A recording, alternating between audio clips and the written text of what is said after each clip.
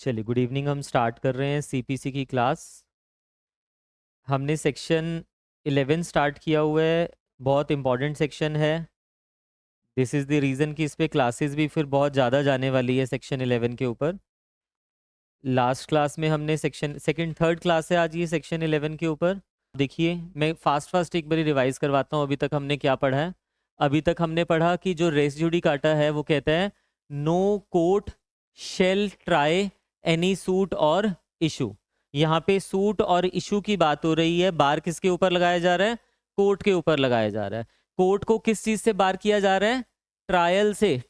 Suit को try करने से बार किया जा रहा है, यानी कि institution of suit is not board.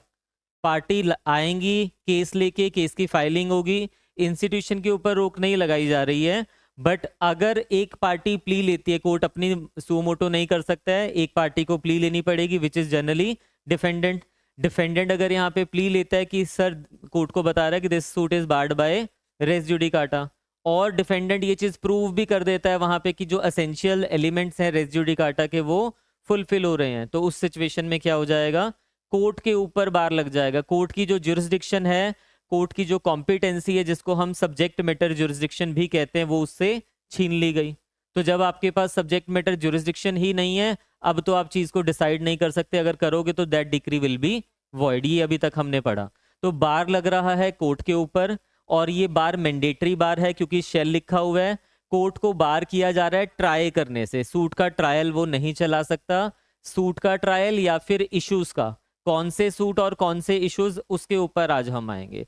कल की क्लास में यहां तक हमने सिर्फ इतना ही पढ़ा है। कल की क्लास में ये डिटेल में हमने पढ़ा था, वो अलग बात है। हमने लास्ट में देखो जाते जाते लिखा कि there must be two suits. एक होता है हमारे पास फॉर्मर सूट, एक होता है हमारे पास सब्सिक्वेंट सूट। एक हमारे पास फॉर्मर सूट होगा, एक सब्सिक्वेंट सूट होगा।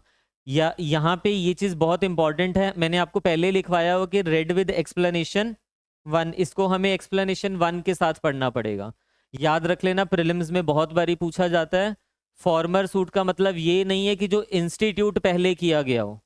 फॉर्मर सूट का मतलब क्या है? जो डिसाइड पहले हो रहा है वो फॉर्मर बन जाएगा। सपोज एक सूट मैंने फाइल किया, सूट 1 कह लीजिए इसको। फर्स्ट सूट मैंने फाइल किया 2015 में, ये है डेट ऑफ फाइलिंग, और डिसाइड हो रहा है, ये मान के चलते हैं हम, अभी पेंडिंग है, डिसाइड ही नहीं हुआ, अभी भी क्या है? पेंडिंग है। सेकंड सूट में फिर से फाइल कर रहा हूं। मैंने कब फाइल किया सेकंड सूट? 2018 में, बट ये डिसाइड हो गया 2024 में। तो यहाँ पे फॉर्मर सूट कौन सा हो जाएगा? मेरा सेकंड वाला सूट फॉर्मर सूट हो जाएगा।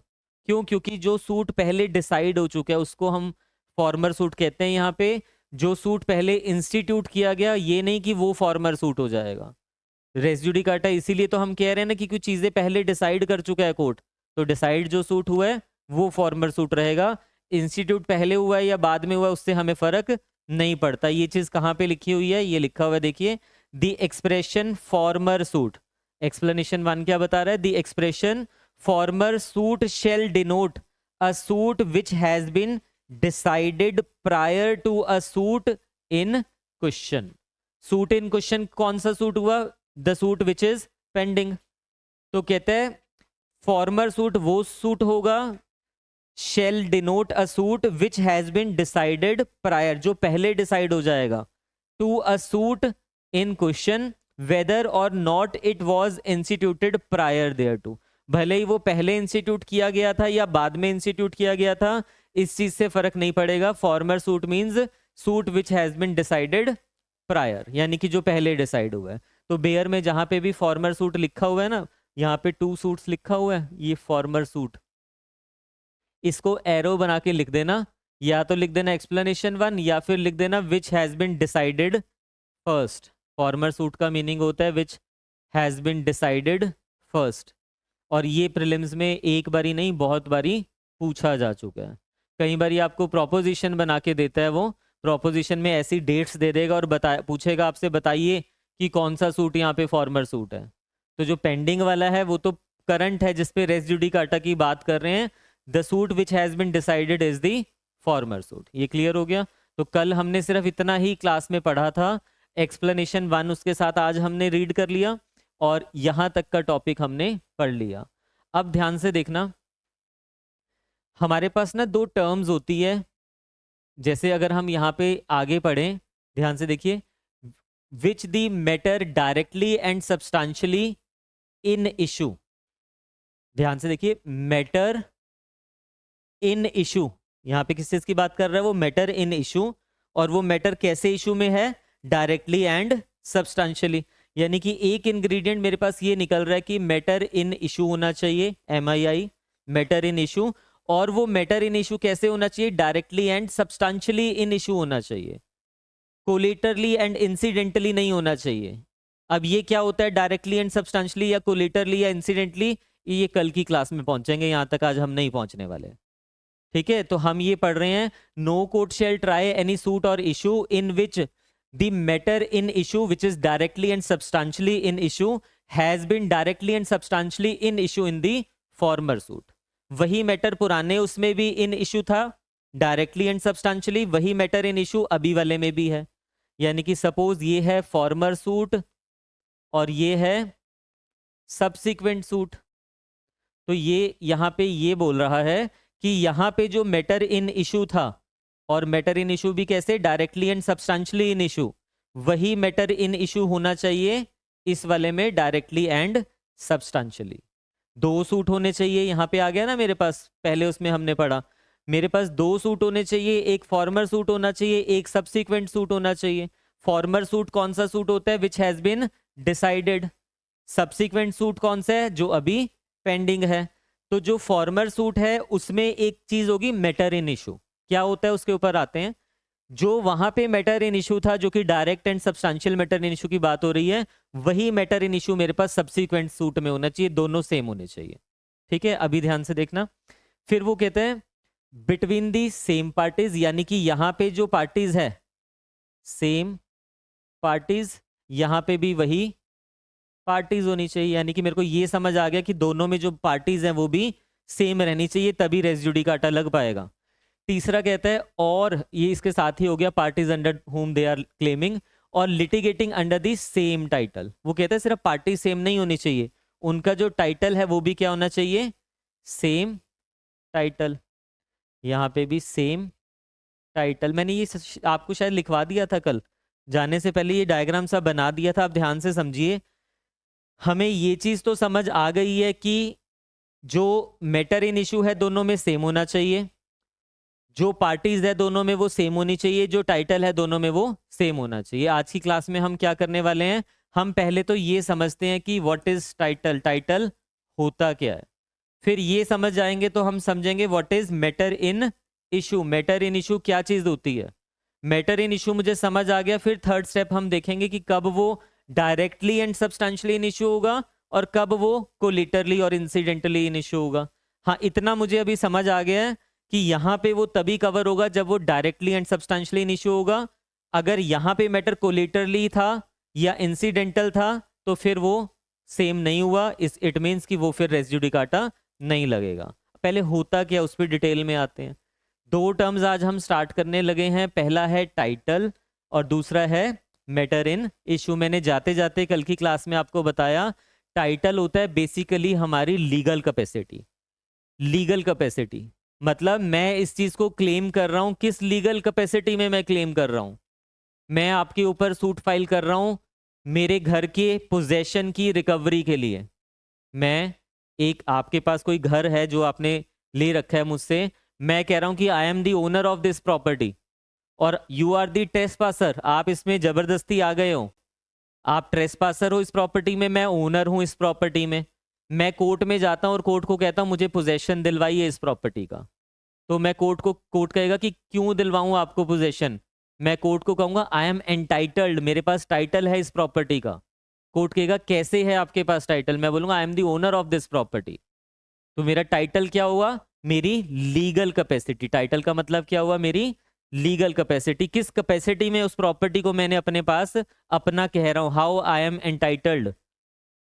मैं एज एन ओनर भी एंटाइटल्ड हो सकता हूं, मैं एज अ लेसी भी एंटाइटल हो सकता हूं, मैं एज अ ट्रस्टी भी एंटाइटल हो सकता हूं। तो किसी भी सिचुएशन में मैं अगर एंटाइटल्ड हूं वो मेरी लीगल कैपेसिटी है जिस चीज के कारण से मैं उसको क्लेम कर रहा हूं। मैं पोजेशन अगर क्लेम कर रहा हूं तो मेरा टाइटल क्या हुआ, वो ओनरशिप भी हो सकता है, वो किसी ने मुझे डिस्पोजेस कर दिया वो भी चीज हो सकती है, मैं लेसी भी हो सकता हूं, मैं वहां पे ट्रस्टी वगैरह भी हो सकता हूँ। ये चीज तो क्लियर हो गया। अब सेकंड देखना, इसको डिटेल में जाएंगे, अभी अभी हमने सिर्फ ऊपर ऊपर से पढ़ा। दूसरी चीज मेरे पास क्या है, matter in issue. Matter in issue का मतलब क्या होता है, how that title is acquired, how that title has been acquired, मैंने वो टाइटल कैसे एक्वायर किया। टाइटल तो मेरा हो गया ना यहाँ पे ओनरशिप, मैं कह रहा हूँ कि I am the owner of the property, मुझे पोजेशन दिलवाया जाए, तो कोर्ट कहेगा आप ओनर बने कैसे इस प्रॉपर्टी के, तो मैं कहूंगा कोर्ट को कि मैंने तो ये प्रॉपर्टी परचेज की है, मेरे को इस XYZ पर्सन ने सेल किया था और मैंने इसको परचेज किया है।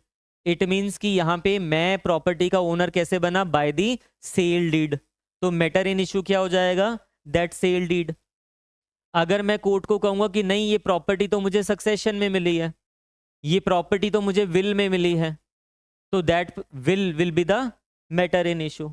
मैं ओनरशिप ही क्लेम कर रहा हूं, चाहे सक्सेशन से, इनहेरिटेंस से, चाहे मैं विल से ओनरशिप क्लेम कर रहा हूं, बट वो ओनरशिप जिस मोड से मुझे मिली है, how I acquired the title of that property, उसको कहते हैं हम मैटर इन इशू।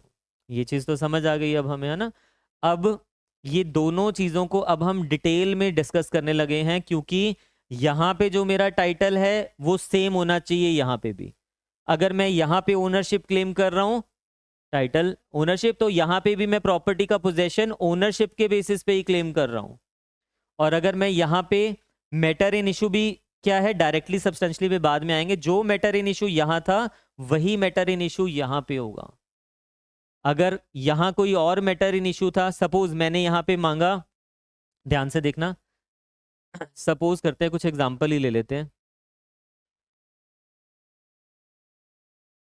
सपोज कल मैंने आपको शायद एक छोटा सा एग्जांपल बताया भी था, आपने आंसर भी कर दिया था उसका। सपोज कीजिए ए ने सूट फाइल किया बी के ऊपर, ए ने सूट फाइल किया बी के ऊपर, किस चीज़ के लिए, रिकवरी ऑफ पोजेशन। क्या मांग रहा है उससे, वो पोजेशन मांग रहा है बी से प्रॉपर्टी का। किस बेसिस पे, ए कहता है कि I am the owner of this property, तो कोर्ट कहेगा कि ठीक है यू आर दी ओनर, आपका ये क्या हो गया, टाइटल हो गया। अब कोर्ट कहेगा यहाँ पे कि आपका मैटर इन इशू क्या है। यहाँ पे मैटर इन इशू मैं कहता हूं कि मैंने ये प्रॉपर्टी परचेज की है, कोर्ट कहेगा सेल डीड प्रूव कीजिए, तो यहाँ पे मैटर इन इशू क्या हो गया, सेल डीड।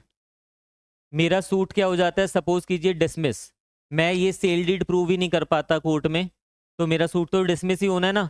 जब सेल डीड नहीं प्रूव हुई तो मैंने वो खरीदा नहीं, कभी खरीदा नहीं तो मैं ओनर ही नहीं बना कभी भी प्रॉपर्टी का, तो मेरा ये सूट हो जाता है डिसमिस। मैं दोबारा से सूट फाइल कर रहा हूं, यहाँ पे ए ने बी के ऊपर दोबारा से सूट फाइल किया, रिलीफ क्या मांग रहा है दोबारा से, रिकवरी ऑफ पोजेशन, फिर से वो रिकवरी ऑफ पोजेशन मांग रहा है। क्या कह रहा है कोर्ट को, यहाँ पे कहता है कि I am the owner of the property, अभी भी यही कह रहा है कि I am the owner of the property, title क्या है, owner of the property, but कहता है कैसे हो आप यहाँ पे ओनर, मैं ओनर तो हूं प्रॉपर्टी का, बट मैं ओनर हूं सपोज विल से, मेरे को किसी ने वसीयत में ये प्रॉपर्टी दिया था। तो अगर मैं विल से ओनर हूं इस प्रॉपर्टी का या सक्सेशन से ओनर हूं इस प्रॉपर्टी का, तो यहाँ पे मैटर इन इशू क्या हो जाएगा, मैटर इन इशू वो विल या फिर वो सक्सेशन हो जाएगा। मुझे कोर्ट में ये प्रूफ करना पड़ेगा। Now this second suit is not barred by res judicata. Reason दोनों में सेम होना चाहिए था ना, ठीक है टाइटल सेम है, यहाँ पे कोई प्रॉब्लम नहीं है, ये भी ओनरशिप और ये भी ओनरशिप, बट यहाँ पे मैटर इन इशू अलग अलग हो जाएंगे। मैटर इन इशू भी क्या होने चाहिए, जो फर्स्ट वाले में हमने 6 एसेंशियल कंडीशंस लिखी हैं इसकी, 2 सूट्स होने चाहिए, फर्स्ट वाले का मैटर इन इशू सेकंड वाले का मैटर इन इशू सेम होना चाहिए, फर्स्ट का टाइटल सेकंड का टाइटल सेम होना चाहिए, सेम पार्टीज होनी चाहिए, कंप्लीटली फाइनली डिसाइडेड होना चाहिए, कॉम्पिटेंसी ऑफ द कोर्ट होनी चाहिए। कॉम्पिटेंसी वगैरह पे बाद में आते हैं, but this all conditions are mandatory, सभी की सभी फुलफिल होनी चाहिए। एक भी फुलफिल नहीं हो रही है then it is not barred by res judicata. तो अगर वो मैटर डायरेक्ट नहीं था यहाँ पे इन इशू जो पहले वाले में था, तो it is not barred by res judicata. एक चीज बता रहा हूँ आपको, ध्यान से सुनना इस चीज को। फॉर डिफरेंट टाइटल, हम कह रहे हैं ना टाइटल यहाँ पे सेम होना चाहिए, जहाँ पे टाइटल सेम नहीं होता, जहाँ पे टाइटल क्या होता है अलग अलग होता है, वहाँ पे डिफरेंट कॉज ऑफ एक्शन होते हैं। For different title different cause of action will arise. और हमने ये चीज़ बहुत डिटेल में ऑर्डर टू रूल 2 पढ़ते हुए किया हुआ है कि जहाँ पे कॉज ऑफ एक्शन अलग अलग होंगे सेपरेट सूट आने वाले, यानी कि मल्टीपल 5 कॉज ऑफ एक्शन अलग अलग हैं तो 5 सूट मैं फाइल कर सकता हूँ। सिंगल कॉज ऑफ एक्शन है तो एक ही सूट फाइल होगा। तो जब टाइटल ही अलग अलग है, यहाँ अलग टाइटल था यहाँ अलग टाइटल है, जब टाइटल ही अलग अलग है तब मेरे सूट भी अलग अलग आ सकते हैं वहां पे, क्योंकि कॉज ऑफ एक्शन ही अलग हो गया। सपोज मैंने कहा ना यहाँ पे कि I am the owner of the property, मुझे पोजेशन दिया जाए, सेल डीड प्रूफ करनी पड़ेगी, मैं नहीं कर पाया, सूट मेरा डिसमिस हो गया। अब मैं वापिस से कोर्ट के पास आता हूँ और मैं कोर्ट को कह रहा हूँ आई एम दी ट्रस्टी, मेरे को ये प्रॉपर्टी ट्रस्ट में मिली थी, ट्रस्ट डीड से मुझे ये प्रॉपर्टी मिली थी, आई am the trustee of this property, मुझे ये पोजेशन दिलवाया जाए। क्या मेरा जो पहले वाले में टाइटल था मैं ओनरशिप क्लेम कर रहा था, अभी टाइटल क्या क्लेम कर रहा हूँ ट्रस्टी। ये दोनों टाइटल क्या हो गए डिफरेंट टाइटल है। Different title means different cause of action, different cause of action means different suits. Suit is not barred by res judicata. आज की क्लास में मैं आपको ये दो टर्म्स के इन डिटेल लेके जा रहा हूँ। पहला मैटर इन इशू क्या होता है, डायरेक्टली सब्सटेंशली पे बिल्कुल नहीं जाएंगे, वो बाद में देखेंगे, हम सिर्फ इतना समझने की कोशिश कर रहे हैं मैटर इन इशू क्या होता है, और साथ में पढ़ेंगे इसके टाइटल क्या होता है, क्योंकि आपको जब भी प्रोपोजिशंस आएगी आपको ये चीज़ निकालनी पड़ेगी। टकवानी की जब आप बुक पढ़ते हो ना उसमें बहुत सारी इलस्ट्रेशंस दी है, सेक्शन 11 में हमें यहाँ इलस्ट्रेशंस नहीं दी हुई है, बट बहुत सारी इलस्ट्रेशंस दी है जो एज इट इज आपसे पेपर में पूछ ली जाती है। प्रीलिम्स की बात कर रहा हूँ कि क्या ये रेसिड्यूडिकाटा से बार्ड है या नहीं है, कैसे पहचानोगे, जब ये इंग्रेडिएंट्स डिटेल में पढ़े होंगे ना तब पहचान पाओगे। एक पेट क्वेश्चन है, कम से कम 6 से 7 बारी पेपर में आ रखा है, मैं अपनी बात कर रहा हूँ जब मैंने इसको अटेम्प्ट किया है। ये क्वेश्चन यहाँ वो ओनर बोलता है अपने आप को, यहाँ पे बोल रहा है कि मैं ट्रस्टी हूँ, बताओ रेसिड्यूडिकाटा से बार होगा या नहीं होगा। तो आपको तो समझ आ गया ना, नहीं रीजन लॉजिकली समझना है हमने, क्योंकि क्रैम तो कर लेंगे, कल को थोड़ा सा भी चेंज कर दिया उसने फिर प्रॉब्लम आ जाएगी। तो हम इस टॉपिक के डिटेल में जा रहे हैं कि क्या होता है टाइटल और क्या होता है मैटर इन इशू। इसमें लिखना स्टार्ट कीजिए थोड़ा सा, क्या होता है टाइटल, लीगल कैपेसिटी, स्टेटस, कि मैं प्रॉपर्टी को किस लीगल कैपेसिटी में ओन कर रहा हूँ। आपको याद है जब हम सेक्शन 5 कर रहे थे एसआरए में, किया ना एसआरए तो मेरे पास, सेक्शन 5 में हमने टाइटल ही तो बोला था ना वहाँ पे, टाइटल मतलब एंटाइटलमेंट, बेटर टाइटल, ये भी उसी चीज़ की बात कर रहा है। अब trustee is not the owner of property, but title तो ट्रस्टी के पास ही है ना, उस टाइटल की बात हो रही है यहाँ पे कि किस कैपेसिटी में आप उसको क्लेम कर रहे हो। ठीक है, जरूरी नहीं कि ओनर ही क्लेम कर सकता है। ओनर अगर आप देखो कोई ओनर है और दूसरी तरफ उसने वो मॉर्गेज की हुई है, प्रॉपर मॉर्गेज नहीं लीज पे दिया हुआ है, तो लेसी के पास बेटर टाइटल है। ओनर था उसने वो ट्रस्ट में दे दिया, ट्रस्टी के पास बेटर टाइटल है। हाँ बिल्कुल, legal capacity, status means legal capacity, legal capacity मुझे यहाँ पे देखनी है। ठीक है, इसमें लिखिए अब आप, हेडिंग बनाया था कल, जिन्होंने नहीं बनाया वो हेडिंग बना लो यहाँ पे, title and matter in issue पूरा लिख लेना, title and matter in issue. मैं ये डेप्थ में करवाने के बाद आपको ना इसको रिलेट करवाऊंगा आज ऑर्डर टू रूल 2 के साथ, फिर आपको ये क्रिस्टल क्लियर, वैसे तो अभी भी बताऊं तब भी समझ आ जाएगा, बट और डेप्थ में चले जाओ फिर आप हर क्वेश्चन में बता पाओगे कि यहाँ रेसिड्यू काटा लगना है यानी कि सेक्शन 11 लगना है या ऑर्डर टू रूल 2 लगना है। ठीक है, इसमें लिखिए, एग्जाम्पल से स्टार्ट कर रहे हैं हम, और आप ही आंसर्स करोगे बहुत सारी चीज़ों का। ठीक है, A purchased a house from B, A purchased a house from B but C is in an illegal possession of the house and he is not vacating the house। क्या सजेस्ट करोगे, ए को क्या करना चाहिए? ए ने परचेज कर लिया तो बेचारा ओनर बन रहा है घर का, बट वो पोजेशन सी के पास है और सी दे ही नहीं रहा उसको पोजेशन। सूट ही तो फाइल करेगा, झगड़ा थोड़ा ना करेगा वहां पे। तो इसने भी वही किया, ए फाइल्ड सूट अगेंस्ट सी। किस चीज के लिए? For recovery of possession. उसने पोजेशन को रिकवर करने के लिए सी के ऊपर सूट फाइल किया। इसमें लिखना अब, टाइटल ऑफ द, टाइटल लिख लो, ऑफ द सूट तो नहीं लिखेंगे, टाइटल ही लिख लीजिए इसको। हम फर्स्ट लिख रहे हैं इसमें title. To determine the title, to determine the title you need to look at, to determine the title you need to look at the subject matter, look at the subject matter of the suit, that is legal capacity, legal capacity that party is claiming। किस legal capacity में party claim कर रही है उसको। therefore what is the legal capacity of the party, what is the legal capacity of the party with respect to subject matter, with respect to subject matter of the suit, with respect to subject matter of the suit which the party is claiming is called title, is called title। इस ऊपर वाले उसमें अगर हम देखें तो यहाँ पे देखो क्या लिखा है हमने, हमने लिखा what is legal capacity of the party with respect to subject matter. Subject matter क्या है यहाँ पे? House, house property. वो जो घर है that house is subject matter.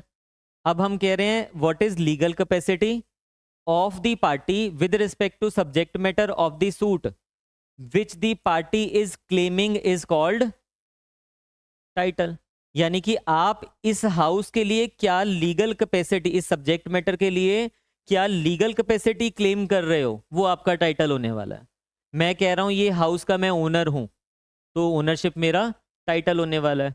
मैं कह रहा हूं ये हाउस मुझे ट्रस्ट में मिला, आई am the trustee of this house, तो ट्रस्टी क्या होने वाला है मेरा यहाँ पे?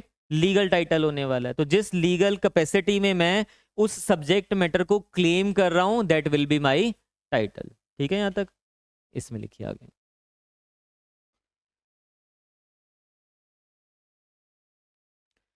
इन दिस केस, जो एग्जाम्पल है ना उसकी बात कर रहे हैं। In this case, sorry, in this case subject matter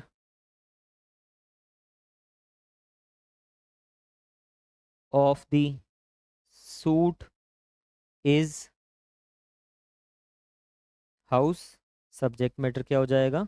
house, because it is the house. Exam में ये नहीं बनाने सिंबल जो मैं बना रहा हूँ यहाँ पे, ठीक है, ये सिर्फ मैं शॉर्ट के लिए कर देता हूँ, एग्जाम में पूरा लिखना पड़ेगा आपको, ठीक है। इसमें लिखिए because it is the house that he has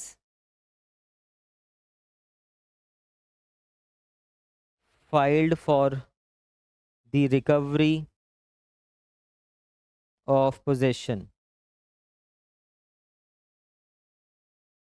It is the house that he has filed for recovery of possession, तो सब्जेक्ट मैटर मेरे पास क्या हो जाएगा, हाउस हो जाएगा। Now examine in what legal capacity, in what legal capacity is he claiming the house. सबसे पहले मैंने सब्जेक्ट मैटर पहचाना, सब्जेक्ट मैटर मैंने देखा, अब किस लीगल कैपेसिटी में वो उसको क्लेम कर रहा है। यहाँ पे ओनरशिप कर रहा है तो ओनरशिप आ जाएगा इसमें लिखना।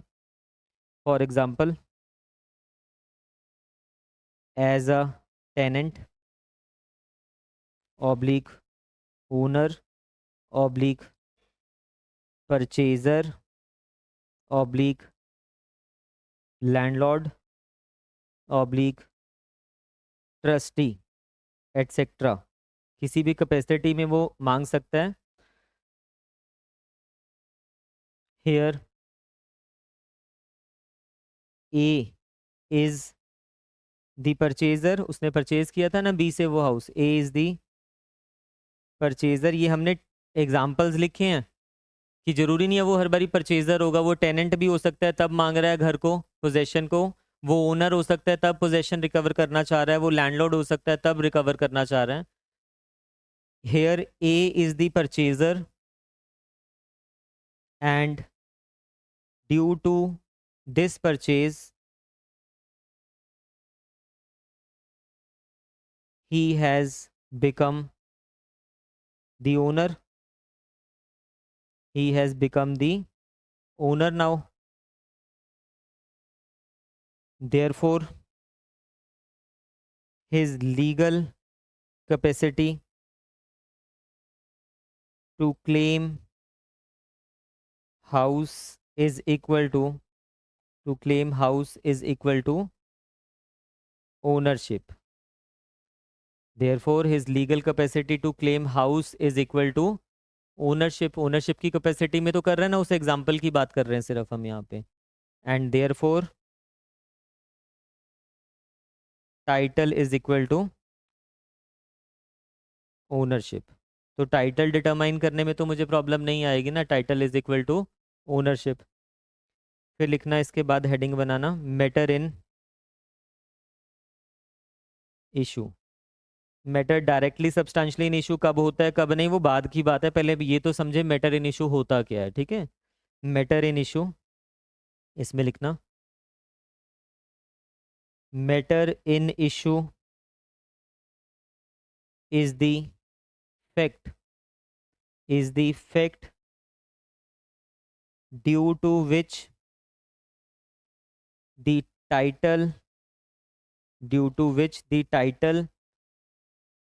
has been acquired, the fact due to which the title has been acquired by the concerned party,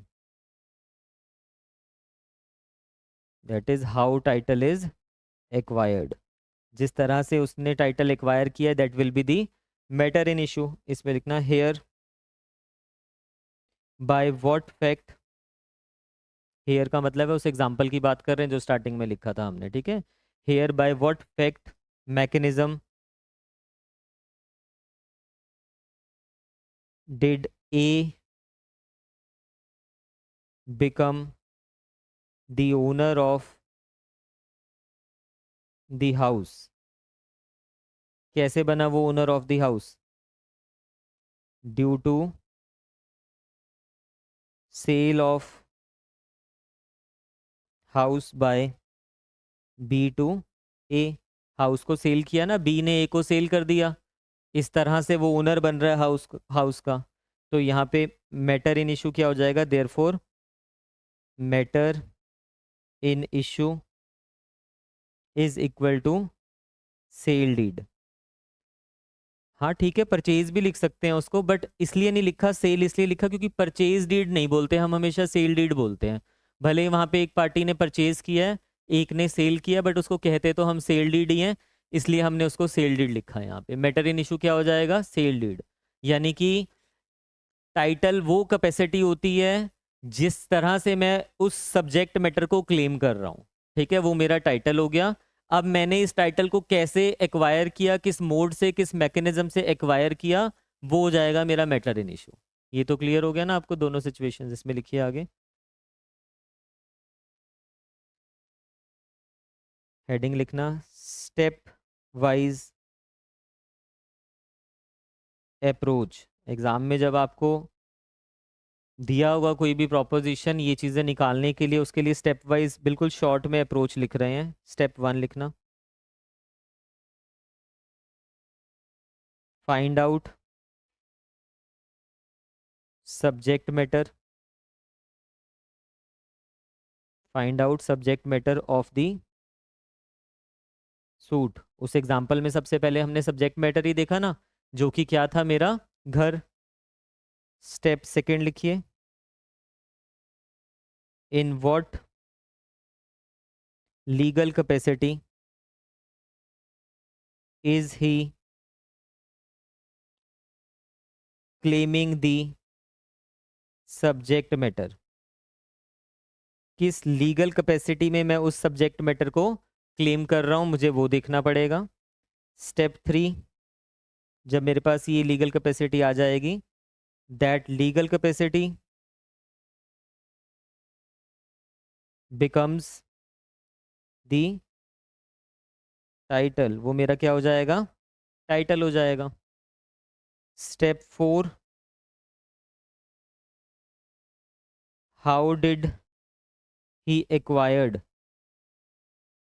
how did he acquired the title. अब मैं देखूंगा कि उसको टाइटल कैसे एक्वायर किया।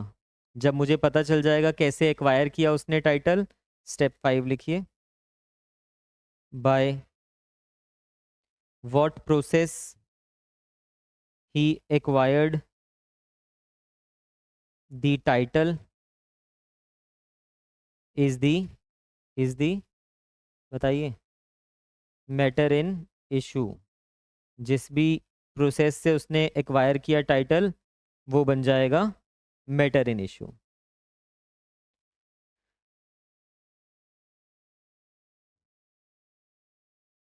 इन दी अबव एग्जाम्पल। आपको ना सच बता रहा हूँ, ये रेस जुडिकाटा इतना टेक्निकल टॉपिक है ना, मैं किसी भी टॉपिक में 15 क्लासेस नहीं लेता होता हूँ। अप्रॉक्सीमेटली बता रहा हूँ आपको, जितने भी अभी तक हमने किए, इसके बाद वाले तो वैसे ही छोटे टॉपिक हैं। हमने मैक्सिमम 1 हफ्ता लगा दिया होगा किसी के ऊपर, उससे ज़्यादा नहीं लगाया। और मैंने इतनी डिटेल में किसी के बारे में लिखवाया भी नहीं है आपको। अगर मैं इसको शॉर्ट में करके छोड़ दूंगा, और जब प्रॉपोजिशन आपके पास आएगी या 1 साल के बाद आप इसको रिवाइज करोगे ना, कुछ भी रिकलेक्ट नहीं होगा। बट जब आप इसको पढ़ने में जरूर आपको टाइम लगेगा, जो हम लिख रहे हैं ना, हो सकता है आपका 1 दिन लग जाए रेस जुडिकाटा के ऊपर पढ़ते टाइम, बट वो सारी चीज़ें रिकलेक्ट हो जाएगी अगर आपने डिटेल में लिखा होगा। ठीक है, तो इसलिए लिख जरूर लेना इसको, इंपॉर्टेंट है। इसमें लिखिए इन दी अबव एग्जाम्पल। एग्जाम्पल कौन सा, जो हमने लिखा था ऊपर। अगर मैं चीज़ें ढूंढना चाहूँ, सबसे पहले cause of action. Cause of action क्या होता है, मेरा legal right, existence of legal right plus violation of that right. Legal right क्या है यहाँ पे मेरे पास, right to possess that house. मेरा लीगल राइट है, I am the owner of that house, तो ये मेरा लीगल राइट है। और इसका क्या हुआ है, डिनायल या फिर वॉयलेशन बाय सी। तो ये इन दोनों के कारण से मेरी फेवर में क्या आया, कॉज ऑफ एक्शन। हालांकि कॉज ऑफ एक्शन हम डिटेल में ऑर्डर टू रूल 2 में पढ़ चुके हैं, बस अभी हमने लिखा कि इसमें कॉज ऑफ एक्शन क्या है। सेकंड, इस वाले केस में सब्जेक्ट मैटर क्या था, बिल्कुल सब्जेक्ट मैटर था हमारा प्रॉपर्टी, दैट इज हाउस।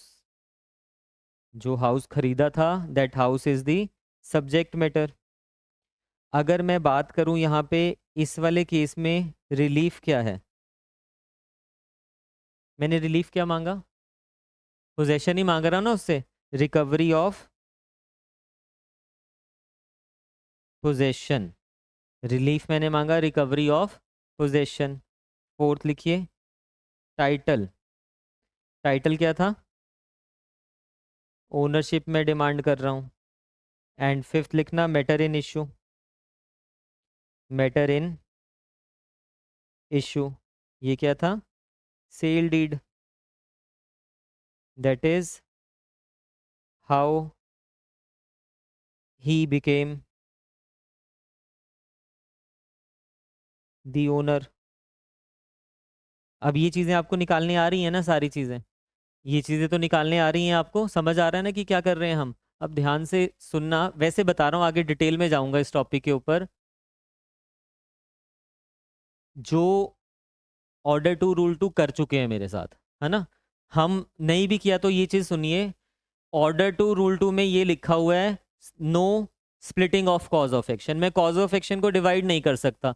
एक कॉज ऑफ एक्शन है, एक कॉज ऑफ एक्शन है मेरे पास, उस कॉज ऑफ एक्शन से जितने भी क्लेम्स आ रहे हैं, जितने भी रिलीफ्स आ रहे हैं, जितने भी क्लेम्स हैं, जितने भी रिलीफ्स हैं, मुझे एक ही बारी में क्लेम करने होंगे। In short order two rule two में ये चीज़ लिखी हुई है। अगर मैं कोई रिलीफ या कोई क्लेम नहीं क्लेम करता हूं तो मैं उस चीज़ के लिए दोबारा सूट नहीं फाइल कर सकता। ये हमने डिटेल में पढ़ लिया हुआ है। अब हम कहते हैं कि ये जो है रेस जुडिकाटा से बिल्कुल डिफरेंट है। क्यों? Res judicata is not dealing with किस चीज के बारे में, रिलीफ और क्लेम के बारे में। रेस जुडिकाटा में तो असेंशियल जब हम पढ़ रहे हैं वो किसकी बात कर रहा है, वो तो टाइटल की बात कर रहा है, वो तो मैटर इन इशू की बात कर रहा है। डायरेक्टली एंड सब्सटेंशियली सेम होना चाहिए, वो तो पार्टीज की बात कर रहा है। बट जो ऑर्डर टू रूल टू था वो रिलीफ की बात कर रहा था। वो कहता था ये रिलीफ सारे के सारे एक बारी में क्लेम करो। ये कहता है कि ये सारी चीजें सेम होनी चाहिए दोनों सूट में। दोनों अलग अलग कॉन्सेप्ट के ऊपर है, दोनों के एलिमेंट्स अलग अलग हैं। डिटेल में लेके जाऊंगा इन दोनों कॉन्सेप्ट के ऊपर, बट अभी के लिए आप समझिए कि जब मैं ये रेसिड्यू डिकाटा चेक कर रहा हूं तो मैंने क्या देखा, मैंने टाइटल ही तो निकाला कि उसमें टाइटल क्या था, इस वाले में टाइटल क्या। मैंने मैटर इन इशू देखा, कहीं पे मैं ये देख रहा हूं कि जो रिलीफ उसने वहां मांगा था वही रिलीफ यहां पे मांग रहा है, वो तो मैं चेक ही नहीं कर रहा, थ्रू आउट नहीं करूंगा। तो जब क्वेश्चन में आपको उसने देखा ये चीज दिया हुआ है कि जो फर्स्ट वाले में रिलीफ मांगा वो सेकंड वाले में रिलीफ है, जो फर्स्ट में क्लेम मांगा वो सेकंड वाले में क्लेम है, तो ऑर्डर टू रूल टू लगेगा। सेकंड सूट बार होगा no doubt, order two rule two की वजह से होगा। बट जब वो बात कर रहे हैं पार्टीज की, टाइटल्स की, मैटर इन इशू की, रिलीफ की कोई बात ही नहीं कर रहा, तब हम ये रेस जुडिकाटा सेक्शन 11 लगाएंगे। कंफ्यूजन होनी नहीं चाहिए इसमें, 1% भी नहीं होनी चाहिए। ऐसे ही मैंने सेक्शन 13 आपको पढ़ाया था, वो तो बात ही अलग कर रहा है ना, फॉरेन जजमेंट की बात कर रहा है। जो ऑर्डर टू रूल टू है वो पार्टीज के ऊपर बार लग रहा है, वो पार्टीज को कह रहा है कि पार्टीज के लिए एक डायरेक्शन है, वो पार्टीज की ड्यूटी है कि सारे रिलीफ क्लेम एक साथ लेके आए। ये कोर्ट के ऊपर बार लगा रहा है। ठीक है, डिटेल में आऊंगा अभी डिफरेंस के ऊपर, मैं सिर्फ आपको समझाना चाह रहा हूं कि दोनों अलग अलग कॉन्सेप्ट की बात कर रहे हैं, हमें दोनों को कंफ्यूज ही नहीं करना है। ठीक है, हमने रेस जुडिकाटा का जो शेड है वो 3 जगह पे पढ़ना है सीपीसी में। एक सेक्शन 13 में फॉरेन जजमेंट हम पढ़ चुके हैं, एक ऑर्डर टू रूल टू, यानी कि जितने भी क्लेम रिलीफ हैं एक जगह पे मांगो, no splitting of cause of action. Order two rule two बात कर रहा है no splitting of cause of action, में कॉज ऑफ एक्शन को डिवाइड नहीं कर सकता। ये बात कर रहा है फाइनलिटी ऑफ जजमेंट की, ये बात कर रहा है कि जजमेंट अगर एक बारी प्रनाउंस कर दिया कॉम्पिटेंट कोर्ट ने, that judgment will be final. तो उसके ऊपर हम क्वेश्चन मार्क नहीं लगा सकते हैं, रीलिटिगेशन में नहीं आ सकते। दोनों अलग बात कर रहे हैं, इफेक्ट दोनों का सेम है, नो सेकंड सूट इफेक्ट। हालांकि दोनों, तभी तो रेस जुडिकाटा कह रहे हैं ना हम उसको, बट कॉन्सेप्ट बिल्कुल अलग अलग हैं वो सारे। ठीक है, तो अब आगे इसमें लिखिए।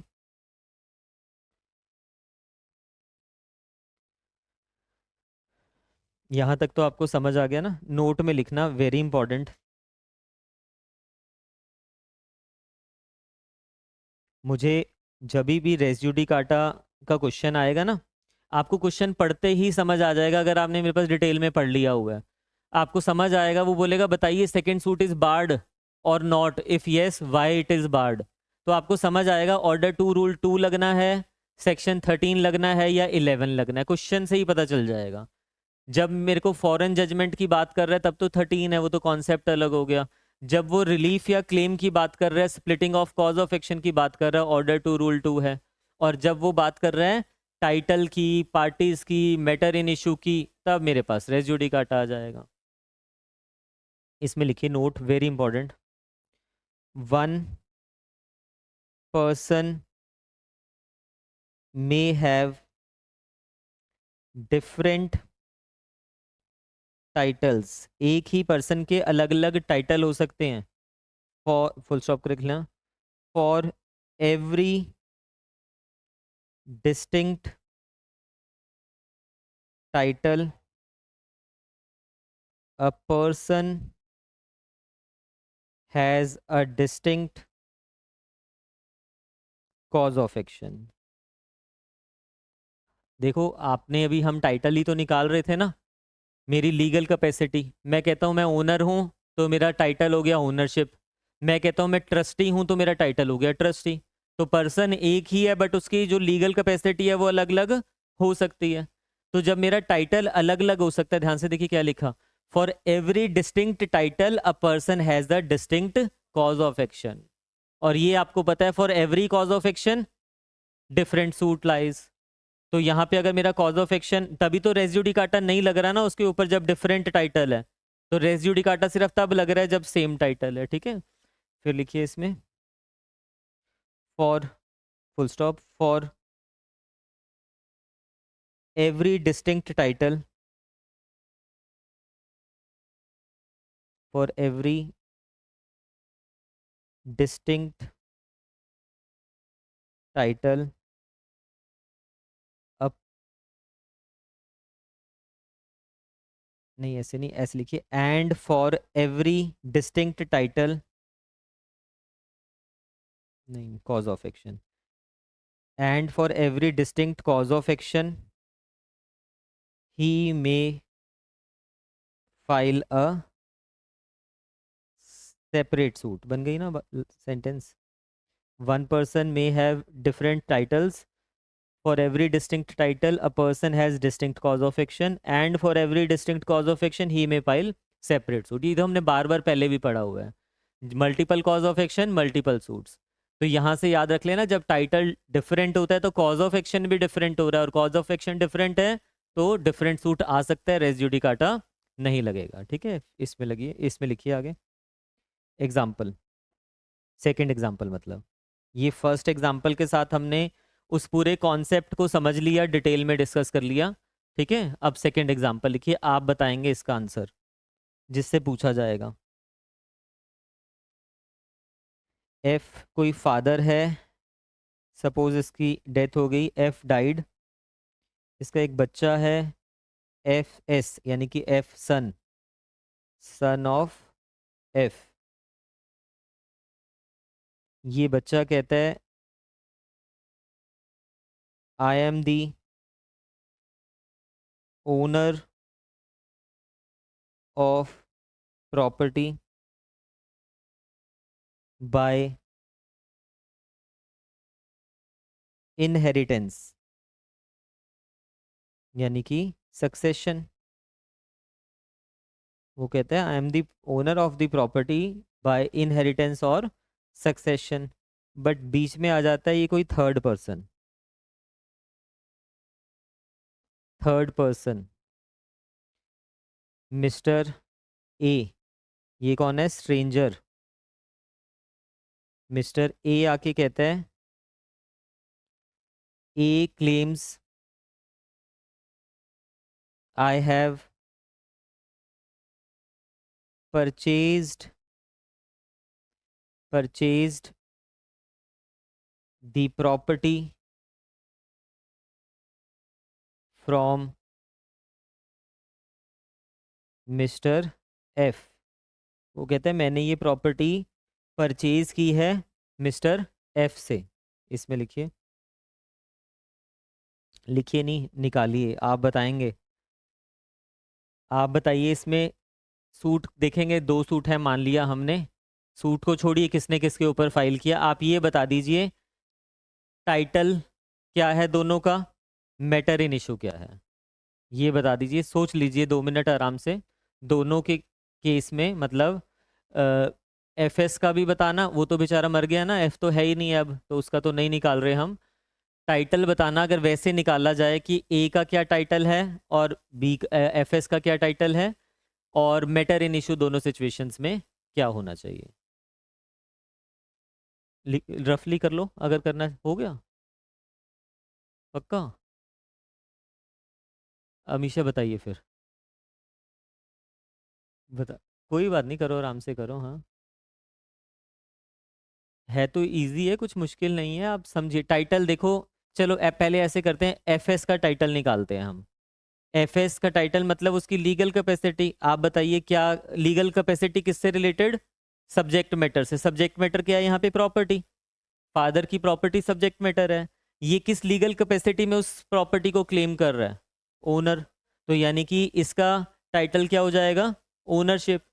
ये किस लीगल कैपेसिटी में उसको क्लेम कर रहा है, हाँ बायर तो है ना, बट बायर बाय करके मैं क्या बनूंगा, प्रॉपर्टी का ओनर ही बनूंगा। तो ये भी किस लीगल कैपेसिटी में उसको क्लेम कर रहा है, ओनरशिप। तो दोनों में अगर इसका टाइटल देखें वो भी ओनरशिप है, इसका टाइटल अगर हम डिटरमाइन करें वो भी ओनरशिप है। अब अगर मैं मैटर इन इशू देखूं, how he has acquired the title, इसने टाइटल कैसे एक्वायर किया, सक्सेशन से, इंटरस्टेट सक्सेशन से, इनहेरिटेंस से या सक्सेशन से। तो ये सक्सेशन यहाँ पे हो जाएगा मैटर इन इशू। इसने कैसे किया, सेल डीड से, यानी कि परचेज करके किया, तो सेल ही हुई होगी तभी परचेज हुई ना वो।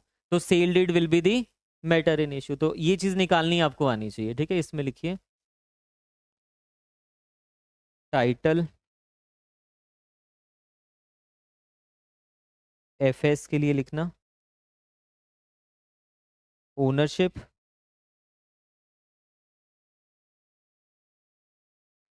और ए के लिए लिखना ओनरशिप। दोनों ही ओनरशिप क्लेम कर रहे हैं। और मैटर इन इशू लिखिए, पूरा लिख लेना, भले मैं शॉर्ट में लिख रहा हूँ अगर तो, या एम आई आई लिख दो, एग्जाम में मत लिखना, समझ जाना बस कि किस चीज़ के लिए यूज़ कर रहे हैं हम वो। एफ एस का क्या है, इंटेस्टेट सक्सेस, इनहेरिटेंस या succession, inheritance oblique succession.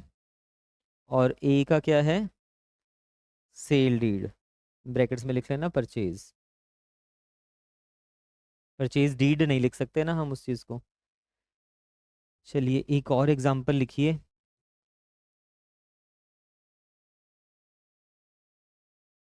Example third हो जाएगा ये, है ना, थर्ड। अब थोड़ा सा एक स्टेप अहेड जा रहे हैं हम, ठीक है। किसी को नहीं समझ आ रहा होगा साथ के साथ पूछते रहना, क्योंकि देखो छः ही तो एसेंशियल्स हैं। और ट्रस्ट में पहली एसेंशियल आपको पता लग गई है, फॉर्मर सूट और सब्सिक्वेंट सूट। फॉर्मर सूट वो होता है जो which has been decided first, तो वो तो वहीं ख़त्म हो गया। अभी हम ये एक साथ दो इंग्रेडिएंट्स कर रहे हैं, same title same matter in issue. तो अगर ये हो जाएंगे तो तीन खत्म हो जाएंगे हमारे, फिर तीन ही रह जाएंगे, वो तीन भी खत्म, पूरा रेस जुडिकाटा खत्म हो जाएगा। तो मुश्किल तो नहीं है, थोड़ा सा स्लो स्लो कर रहे हैं इसको, क्योंकि अब मैं चाहूँ तो यहीं ख़त्म कर दूँ इस टॉपिक को, बट मुझे लगता है कि बिल्कुल डिटेल में हो जाना चाहिए, कोई डाउट मेरे माइंड में नहीं रह जाना चाहिए कि हाँ मैंने जल्दी में करवा दिया। इसमें लिखिए सपोज सूट वन फाइल होता है, सूट वन, बी ने फाइल किया ए के ऊपर सूट फॉर एविक्शन। किस चीज़ का suit, suit for eviction. B claim कर रहा है कि आई एम दी लैंडलॉर्ड, या फिर लेसर, एक ही बात है। लैंडलॉर्ड लेसर मतलब लीज डीड है तो लेसर हो गया, नहीं तो रेंट डीड है तो वो लैंडलॉर्ड कह रहे हैं उसको। और ये है लेसी या फिर टेनेंट। इसमें लिखना B claims himself to be the lessor oblique landlord. Suit is dismissed,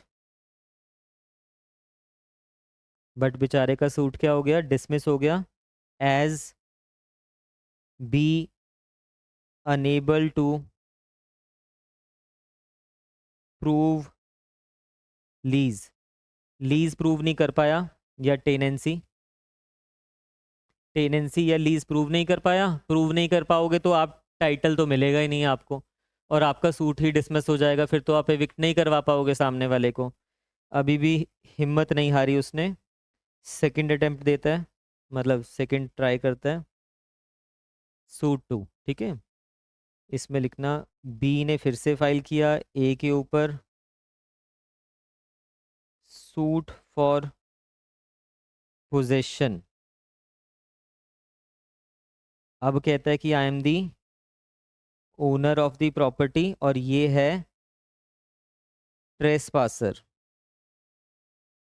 उसको कह रहा है कि ये है ट्रेसपासर।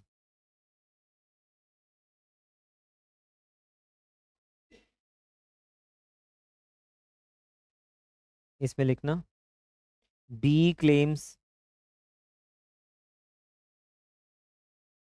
Himself himself to be owner by succession. B क्या क्लेम कर रहा है कि I am the owner by succession, मुझे सक्सेशन इनहेरिटेंस में प्रॉपर्टी मिली है, therefore I am the owner of this property.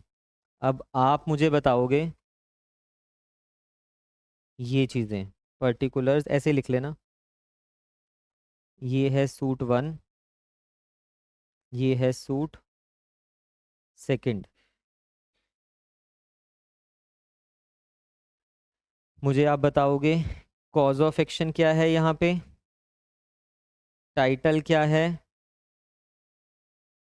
Subject matter क्या है। फिर पहले वैसे सब्जेक्ट मैटर आना चाहिए था, सीक्वेंस में लिख लो, है ना। ऊपर लिखना सब्जेक्ट मैटर, फिर लिखना टाइटल, फिर लिखना matter in issue, and last में लिखना रिलीफ। जल्दी से 2 मिनट है आपके पास, ये सारी चीज़ें डिटरमाइन कीजिए कि दोनों सूट में क्या क्या है, और अगर आपने कर दिया तो मुबारक हो आपको, ये टॉपिक समझ आ गया, समझ लेंगे, है ना। हो गया, वेरी गुड। आराम से करना, मतलब सोच समझ के, जल्दबाजी में नहीं।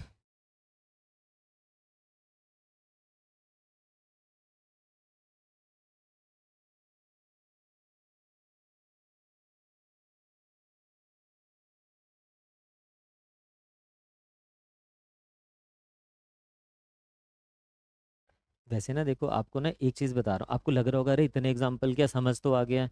ये एग्जाम्पल इसलिए भी ज़रूरी है, एज इट इज़ प्रीलिम्स में आते हैं।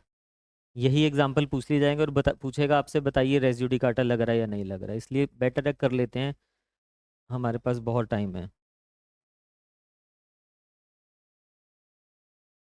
ऑनलाइन वाले भी बताओ।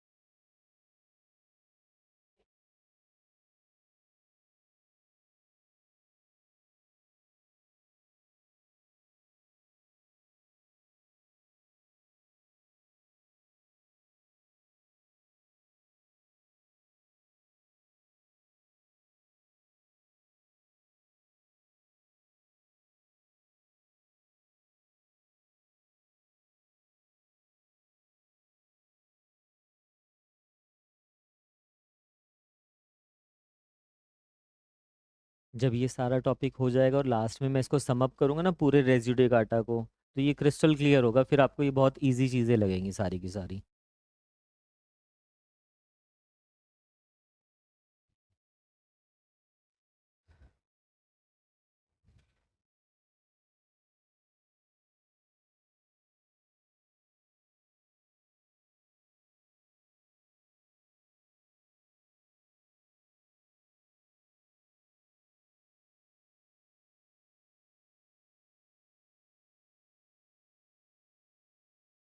हाँ जी, सताक्षी बताइए, cause of action suit one में क्या है। हाँ, उसका लीगल राइट है, दो दो चीज़ें होती है ना, कॉज ऑफ एक्शन का मतलब होता है लीगल राइट और उसकी वॉयलेशन। उसका लीगल राइट है एविक्शन का और वो उसका डिनायल कर रहा है सामने वाला। तो यहाँ पे लिखिए right of eviction plus denial, उसका डिनायल किया, ये कॉज ऑफ एक्शन आया उसके पास। यहाँ पे था उसके पास right of possession, cause of action होता है उसका लीगल राइट प्लस उसका डिनायल, ठीक है, डिनायल ऑफ दैट राइट। फिर सब्जेक्ट मैटर, दोनों में हाउस प्रॉपर्टी है यानी कि प्रॉपर्टी। टाइटल, इस वाले में बी ने फाइल किया ना सूट, हाँ, बी का जो टाइटल है वो क्या है, लैंडलॉर्ड और लेसर इस लीगल कैपेसिटी में क्लेम कर रहे हैं। बाद में वो कहता है B I am the owner of the property, दूसरे वाले में ओनरशिप क्लेम कर रहा है। ये दोनों क्या हुए बेचारे के, डिफरेंट। इसमें देखा जाए तो दोनों में क्या हुआ, ये डिफरेंट टाइटल। रेज्यूडिकाटा तो लगेगा ही नहीं क्योंकि एक भी इंग्रेडिएंट फुलफिल नहीं हो रहा, तो रेज्यूडिकाटा नहीं लगेगा। एम आई आई क्या है इसमें, इसमें जिस बेसिस पे, इसमें कह रहा था लीज डीड के बेसिस पे, लीज डीड, लीज या रेंडीड, और इसमें वो क्या मांग रहा है, सक्सेशन, मतलब बेसिस ऑफ सक्सेशन पे ओनरशिप मांग रहा था, सक्सेशन, रिलीफ, एविक्शन और यहाँ पे पोजेशन। तो ये चीज़ें हमें ना बेसिक हैं बट पता होनी चाहिए। एग्जाम में कहीं नहीं पूछ रहा आपसे वो कि रिलीफ निकालो या वो निकालो, बट आपसे ओवरऑल पूछेगा। जब तक आपको ये क्लियरिटी नहीं होगी तो ओवरऑल पे आप नहीं पहुंच पाओगे। ठीक है, नेक्स्ट लिखिए।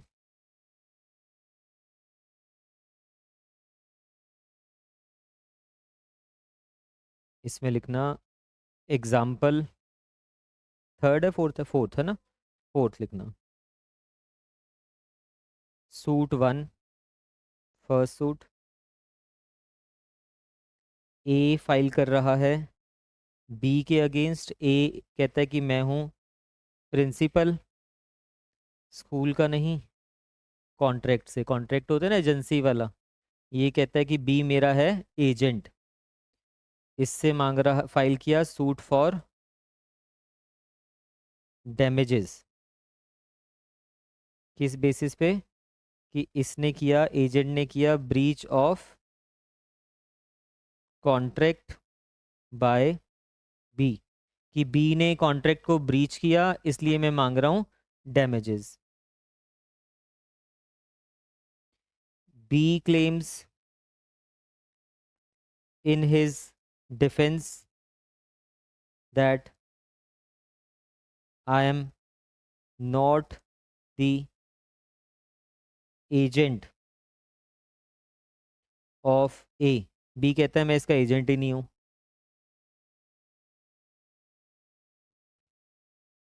इसमें लिखना सूट डिसमिस्ड, सूट डिसमिस हो जाता है as A can not prove the agency. Agency relation contract पढ़ते हैं ना हम, एजेंसी उसमें पढ़ते होते हैं। तो वो एजेंसी प्रूव ही नहीं कर पाया तो उसका कॉन्ट्रैक्ट हो जाता है, सॉरी उसका सूट हो जाता है डिसमिस। फिर वो लेके आता है सूट टू, सूट सेकंड। अब कहता है ए फिर से बी के ऊपर सूट फाइल कर रहा है, बट इस बारी वो कहता है आई एम दी ओनर। और साथ में कह रहा है, इसमें लिखना A claims to be the owner and B to be the trespasser. कहता है जो बी है ये ट्रेसपासर है इस प्रॉपर्टी में। A claims damages under law of टोट। वो कहता है टॉट किया है इसने, सिविल रॉन्ग किया है, मुझे डैमेजेस दिलवाए जाएं as he is owner by succession. A कह रहा है कि I am the owner of this property by succession. B claims he has not trespassed. B कहता है मैंने ट्रेसपास किया ही नहीं, मैं ट्रेसपासर नहीं हूं। आप बताओगे whether res judicata will apply और नॉट।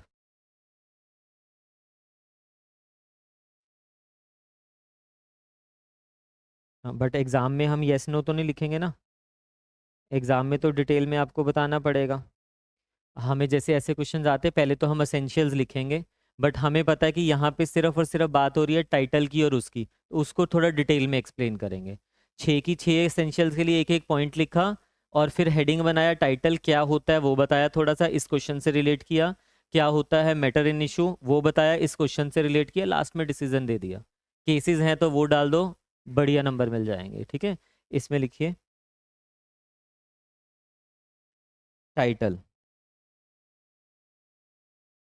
सूट 1 में क्या था उसका, ए का टाइटल,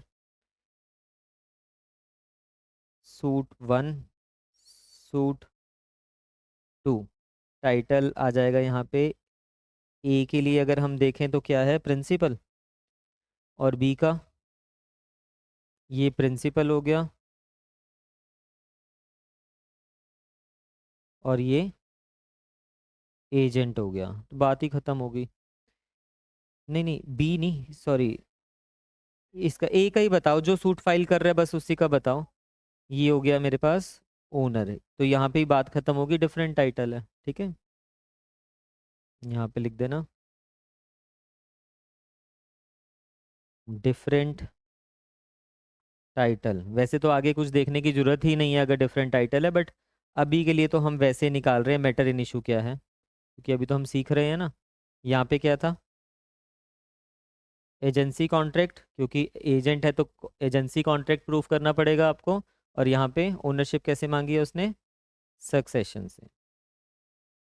ठीक है, एक और एग्जांपल लिखिए, last but not the least. क्यों, एग्जाम में आ रखा है। ठीक है, पंजाब जुडिशरी में पूछा जा चुका है ये, इसमें लिखिए, लिख लेना भले ही, पंजाब प्री में पूछा गया था। और बच्चे कंफ्यूज हो जाते हैं वहाँ पे जाके, अरे रेजिडी काटर लगेगा नहीं, अरे सिंपल सी चीज़ है, 1 सेकंड से पहले आंसर निकलता है इसका। ठीक है, इसमें लिखिए सूट 1, एम ने फाइल किया ए के अगेंस्ट, ये क्लेम कर रहा है यहाँ पे ओनरशिप। ठीक है, ऐसे लिखना, M alleges A to be a trespasser and claiming possession.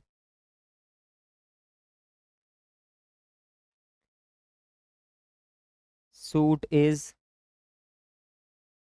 Dismissed, suit is dismissed. फिर वो लेके आता है सूट 2, एम ने ही फाइल किया ए के ऊपर, ये पोजेशन का था ना फर्स्ट वाला, और अब कह रहा है यहाँ पे ये सूट फॉर, ये भी रिकवरी ऑफ पोजेशन, यानी कि सेम ही रिलीफ मांग रहा है। बट यहाँ पे लिखना claiming property belongs to, M कहता है this property is belong to math. Math क्या होता है, आश्रम। ठीक है, एंड साथ में वो कहता है and my father was Mahant who died, and by hereditary succession,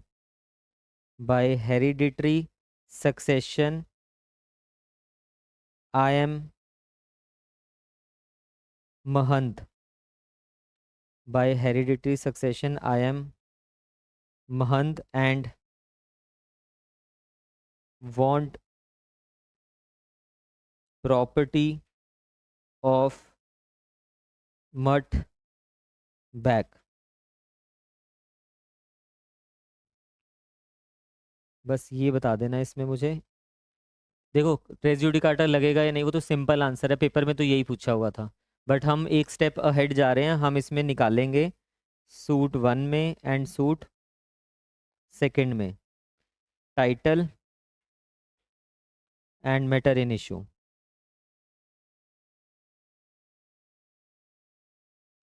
title and matter in issue.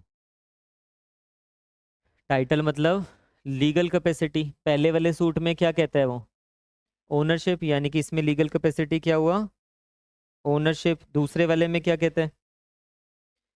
नहीं ओनरशिप नहीं है, वो कहता है वहां पे आई एम दी महंत. मेरे फादर थे और अब मैं महंत हूँ इस प्रॉपर्टी का. इसमें लिखना mahant. Mahant means kind of trustee. Manager उसको संभालेगा प्रॉपर्टी को. ठीक है, महंत है उसका प्रॉपर्टी का, ओनर नहीं बन जाएगा वो. दोनों के टाइटल क्या हो गए? अलग हो गए, तो रेस जुडिकाटा नहीं लगेगा. ये तो सिंपल आंसर आ गया जो प्रीलिम्स में पूछा हुआ था. अब मैटर इन इशू क्या है? फर्स्ट वाले में बताओ पहले, तो देखते हैं कौन बताता है.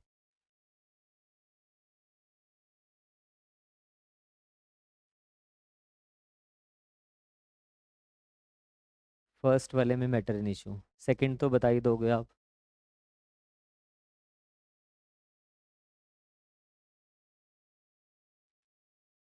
सेकंड में बताओ, चलो कौन बता रहा है?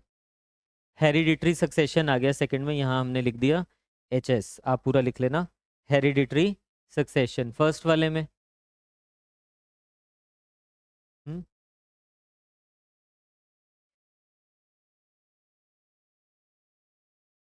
नहीं अपनी तरफ से तो नहीं हम प्रिज्यूम करेंगे.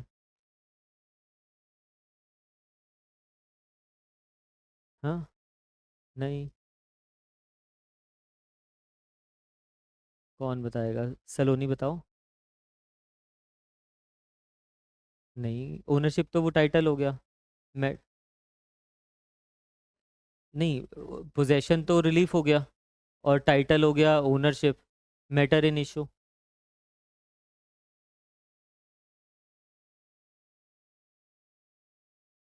देखो मैं ये सुनना चाहता था आपसे कि हमें दिया ही नहीं हुआ है क्वेश्चन में. हाँ तो बोलो ना वो चीज़ कि क्वेश्चन में दिया ही नहीं हुआ है. क्वेश्चन साइलेंट है तो हम अपनी तरफ से थोड़ा ना एज्यूम कर लेंगे. जब रियल केस आता है ना, उसमें तो प्लेंटिफ खुद ही बताएगा ना कि how I am the owner of this property. इसमें आप नहीं निकाल पाओगे क्योंकि बताया ही नहीं हो क्वेश्चन में. हम अपनी तरफ से थोड़ा ना प्रिज्यूम करेंगे. हाँ अगर परचेज की होती तो सेल डीड होती, अगर किसी और तरीके से ट्रस्ट वगैरह तो ट्रस्ट ही, मतलब वो सारी चीज़ें आ जाती. बट जब दिया ही नहीं हुआ कुछ तो फिर नहीं दिया हुआ, नॉट गिवन, खत्म. मैं सिर्फ देखना चाह रहा था कि आप कंफ्यूज तो नहीं हो रहे इसमें. ठीक है, इसमें कुछ नहीं, क्रॉस कर दो. Not, facts not given.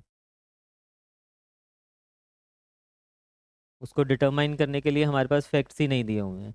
ये प्रीलिम्स में पूछा हुआ था, सिंपल पूछा था, बताओ रेस जुडिकाटा लगेगा या नहीं लगेगा.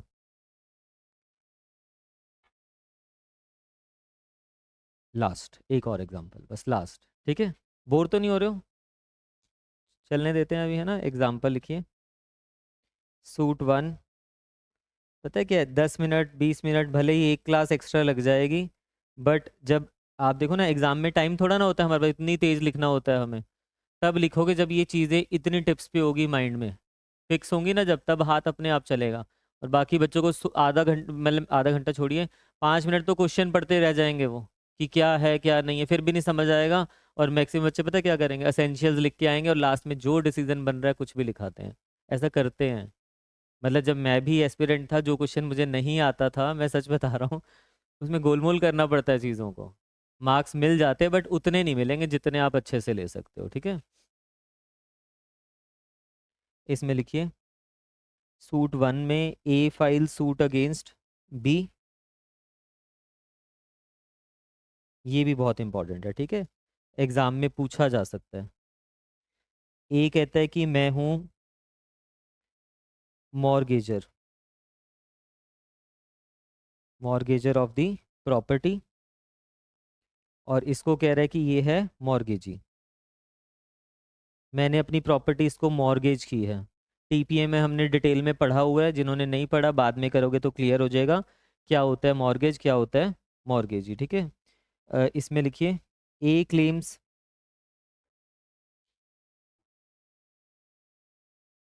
Redemption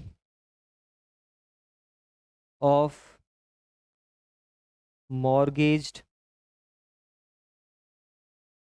property, suit dismissed.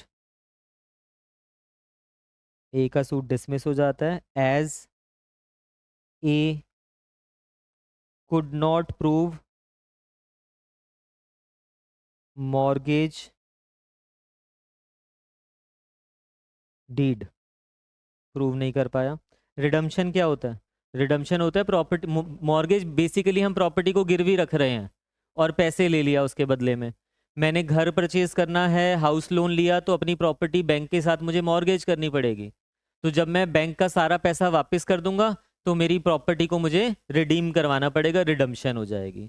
तो मैंने बैंक के ऊपर केस फाइल कर दिया कि मेरी प्रॉपर्टी को रिडीम करो।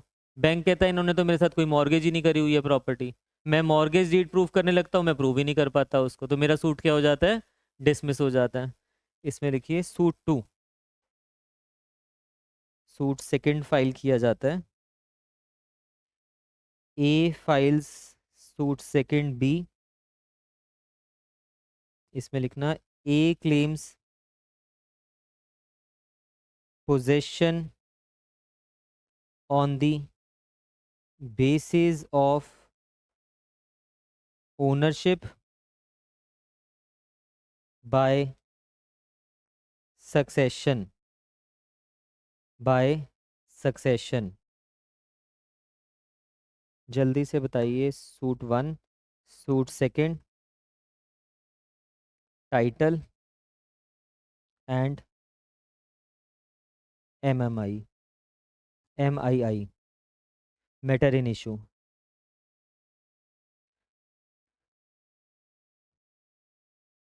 पहले में ए क्या कहता है, मैं कौन हूँ? मॉर्गेजर। और दूसरे में क्या कह रहा है, मैं कौन हूँ? मॉर्गेजी नहीं, ओनर, ओनर। ये दोनों क्या हो गए? डिफरेंट। फिर मैटर इन इशू कैसे क्लेम करेगा वो मॉर्गेज को? Mortgage deed. और यहाँ पे कैसे क्लेम करेगा? सक्से ओनर बाय सक्सेशन लिखा हुआ है ना, ये लिखा सक्सेशन, तो ये क्लेम कर रहा है सक्सेशन से, तो मैटर इन इशू हो जाएगा सक्सेशन। इसमें लिखना different title and different matter in issue, hence res judicata will not be applicable. Res judicata नहीं लगेगा। एक भी एसेंशियल फुलफिल नहीं हो रही है तो रेस जुडिकाटा तो नहीं लगता होता है। अब टाइटल आपको पूरी तरह से क्लियर है, टाइटल वाला टॉपिक हमारा खत्म भी हो गया। हमने दोनों एक साथ जरूर किए हैं। हमने टाइटल पढ़ लिया, टाइटल मींस लीगल कैपेसिटी। हमने मैटर इन इशू पढ़ लिया, मैटर इन इशू मतलब how that legal capacity has been acquired. But ये जो मैटर इन इशू है इसको हमें थोड़ा और डिटेल में लेके जाना पड़ेगा। और डिटेल में किस तरह से हम कर रहे हैं उसको? डायरेक्टली, सब्सटेंशियली, कोलेटरली, या फिर इंसिडेंटली इन इशू। बट ये जो चीज़ें, ये इसको भी हम सेकंड टॉपिक रख रहे हैं। उससे पहले मैटर इन इशू को दो पार्ट्स में हम डिवाइड कर रहे हैं, मैटर डायरेक्टली इन इशू और कंस्ट्रक्टिवली इन इशू। ये दो टॉपिक करने के बाद फिर मैं उस टॉपिक के ऊपर लेके जाऊंगा, फिर ये पूरी तरह से दोनों टॉपिक हमारे खत्म हो जाएंगे। तो आज की क्लास में हम डायरेक्टली सब्सटेंशियली वाले पे तो नहीं जा रहे हैं, बट कब मैटर डायरेक्ट इन इशू होता है और कब मैटर कंस्ट्रक्टिव इन इशू होता है, उस टॉपिक के ऊपर हम स्टार्ट कर रहे हैं, क्योंकि टाइम है अभी हमारे पास। इसमें लिखिए matter in issue.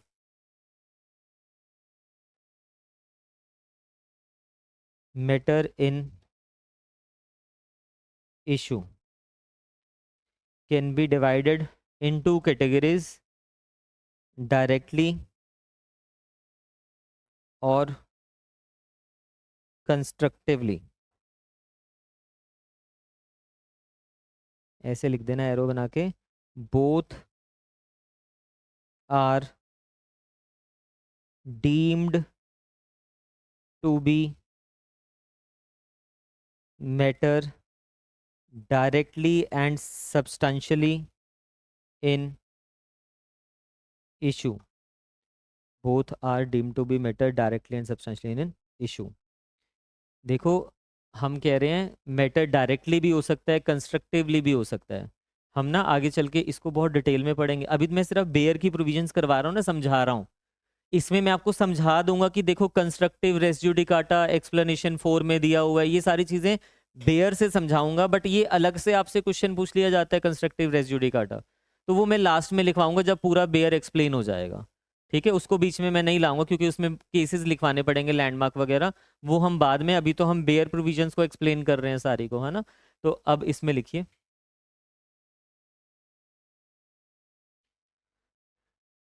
Matter in issue क्या होता है। Matter in issue means how you have got the title। कैसे आपको टाइटल मिला, that will be matter in issue.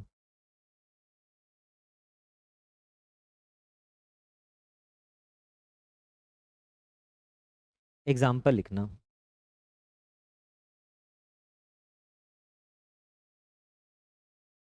A files a suit against B. A files a suit against B claiming possession on the ground of succession and this suit is dismissed. कहता है कि मुझे property का possession दीजिए, मेरे succession में, इसका succession में क्या बनेगा, ओनर ही तो बनेगा।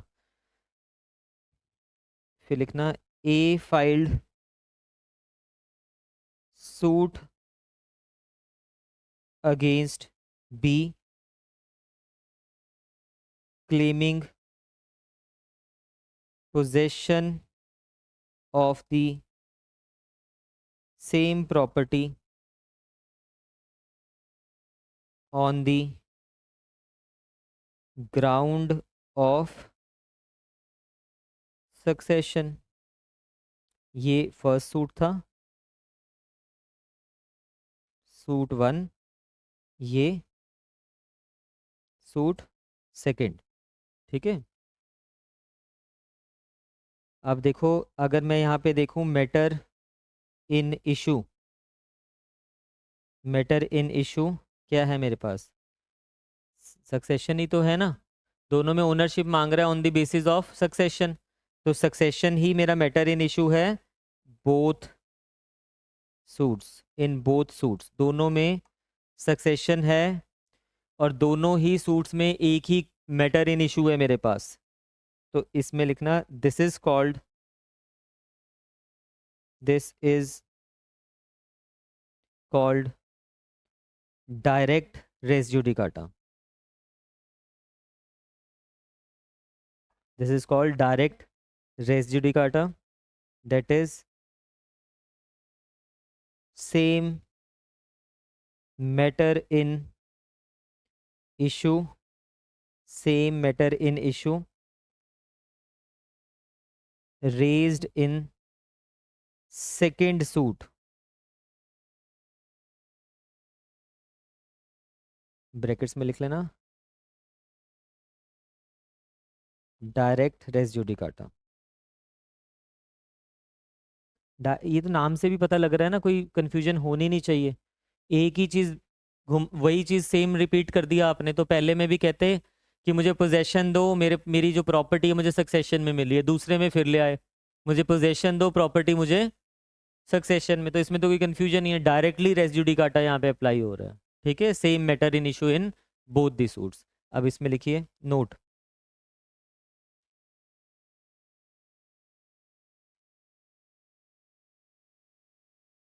इवन टाइटल दैट इज, क्या था यहाँ पे title, ownership is same in both the suits. हालांकि मैं टाइटल को यहाँ देख नहीं रहा हूँ क्योंकि मैं तो मैटर इन इशू देख रहा हूँ ना। मैटर इन इशू को मैंने दो कैटेगरीज में डिवाइड किया, डायरेक्ट और constructive.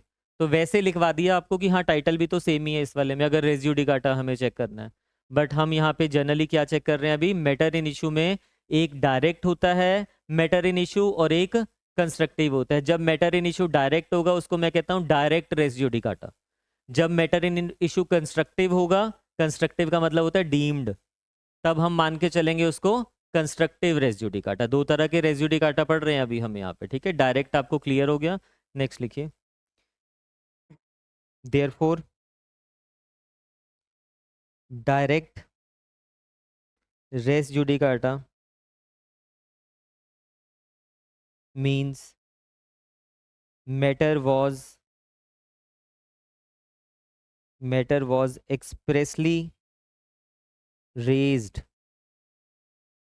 expressly raised in the former suit। Former suit में सेम मैटर एक्सप्रेसली हमने रेज किया था। इसमें लिखना एक्सप्लेनेशन, अभी हमने एक ही एक्सप्लेनेशन पढ़ी है, एक्सप्लेनेशन 1। ठीक है, इसमें लिखिए explanation 3 deals with direct res judicata. अभी पढ़ाता भी हूँ आपको, डायरेक्ट रेस जुडिकाटा इसमें लिखना deals with direct res judicata that is matter actually in issue, matter actually in issue. एक बारी देख लो आप इसमें, ये लिख लेना, भी दोबारा से दिखा दूंगा। एक्सप्लेनेशन 3 देख रहे हैं एक बारी के लिए हम। हमने फर्स्ट वाली एक्सप्लेनेशन पढ़ ली है, सेकंड बाद में देखेंगे जब कॉम्पिटेंसी ऑफ कोर्ट पढ़ेंगे। अभी हम क्या कह रहे हैं, थर्ड वाली एक्सप्लेनेशन क्या लिखा हुआ है, the matter above referred to must in former suit have been alleged by one party and either denied और एडमिटेड एक्सप्रेसली और impliedly by the other party. यहाँ पे देखो, हम मैंने आपको ये क्या लिखवाया, लास्ट में आपको लाइन लिखवाई है that is matter actually in issue. Actually in issue मतलब जो पुराने वाले में जो मैटर था, फॉर्मर सूट में जो मैटर था, जो एक्चुअल इन इशू था, वही एक्चुअल इन इशू हमारे पास यहाँ पे है। The matter above referred, matter मतलब matter in issue, to must in the former suit, former suit मतलब जो पहले डिसाइड हो चुके हैं, उसमें जो मैटर इन इशू मेरे पास था, have been alleged by one party, एक पार्टी ने वो एलिज किया, एंड आइदर डिनाइड और एडमिटेड, दूसरी पार्टी ने डिनाई किया उसको या एडमिट किया, वो बात की बात है, एक्सप्रेसली और इम्प्लाइडली बाय दी अदर। जो दूसरी पार्टी उसको डिनाई भी कर रही है या एडमिट भी कर रही है, अभी डिनाइल एडमिट पे बाद में आएंगे, अभी हम सिर्फ मीनिंग समझने की कोशिश कर रहे हैं। या तो उसने एक्सप्रेसली वहां पे डिनाई किया या फिर उसको इम्प्लाइडली किया। एक्सप्रेस होता है लिख के, इम्प्लाइड होता है कंस्ट्रक्टिवली, हम उसको डिराइव कर रहे हैं। तो इसको डिटेल में तो बाद में जाएंगे, अभी हम कितना समझने की कोशिश कर रहे हैं। वो कह रहे हैं फॉर्मर सूट में जो मेरे पास मैटर था, फॉर्मर सूट में जो मेरे पास मैटर इन इशू था, वो इस वाले में भी सेम है मैटर इन इशू, उसको कहते हैं डायरेक्ट रेस जुडिकाटा। इस पे वापस आएंगे क्योंकि अभी मैं एक्सप्लेनेशन लिखवा नहीं रहा हूँ, सिर्फ आपको रेफर करवाई है। आगे लिखिए इसके,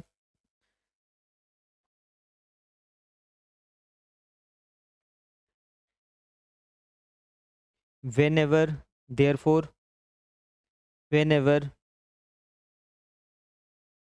in a former suit, whenever in a former suit some issues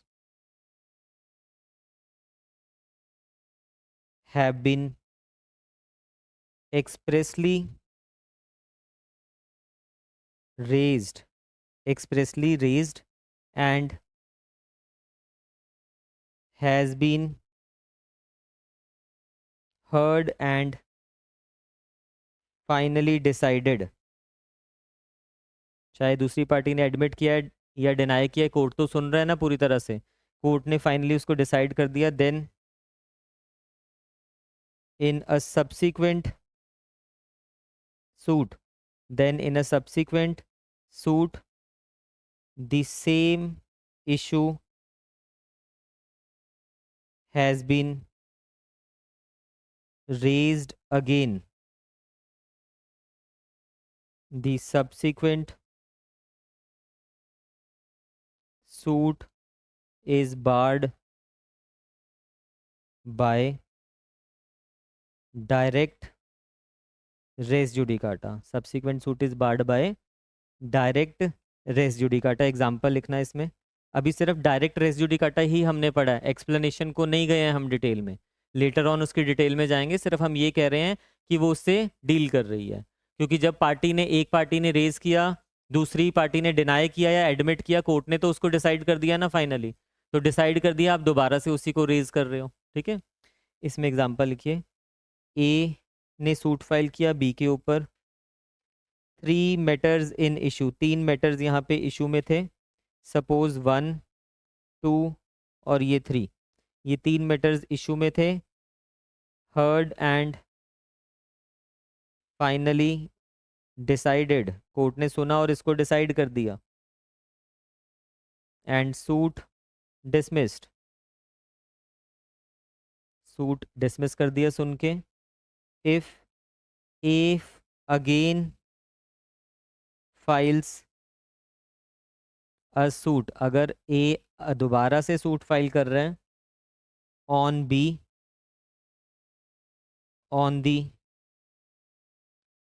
same 3 matters in issue, on these 3 matters in issue, तब क्या होने वाला है? Then now the suit will be barred by direct res judicata. पूरा लिखना, D R मत लिखना आप उसको। Suit will be barred by direct res judicata. देखो ना क्या हुआ हमारे पास यहाँ पे, ये 3 इश्यूज थे 1, 2, 3, दूसरा सूट डाला उसमें भी same he matter in issue है 1, 2, 3, तो जब वो मैटर इन इशू सेम है, वो डिसाइड हो गया, तो डायरेक्टली रेस जुडिकाटा लग गया ना यहाँ पे। आप समझो, देखो मैटर इन इशू की कैसे उसने टाइटल को एक्वायर किया। इसमें वो कहता है मुझे सक्सेशन से, इसमें कहता है सेम सेल डीड सपोज, तो यहाँ तो सिर्फ सक्सेशन पे ही सुना ना कोर्ट ने, सेल डीड पे तो सुना ही नहीं है, तो सेल डीड के लिए तो सेकंड सूट आ सकता है फिर मेरे पास।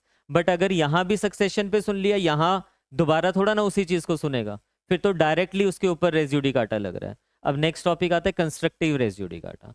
फिर इसके बाद मैं थर्ड एक्सप्लेनेशन और फोर्थ एक्सप्लेनेशन डिटेल में आपको करवाऊंगा, जो दोनों से डील कर रही है। थर्ड वाली डायरेक्ट रेस जुडिकाटा कैसे डील कर रही है लेटर ऑन करेंगे, अभी मैंने वो डिटेल में पढ़ाई नहीं है, क्योंकि फिर हम उसमें चले जाते हैं टॉपिक में। ठीक है, हम सिर्फ इसको समझ रहे हैं कि हमने आज की क्लास में क्या किया। एक हमने टाइटल पढ़ा, एक हमने मैटर इन इशू पढ़ा। टाइटल पूरी तरह से हमने ख़त्म भी कर दिया।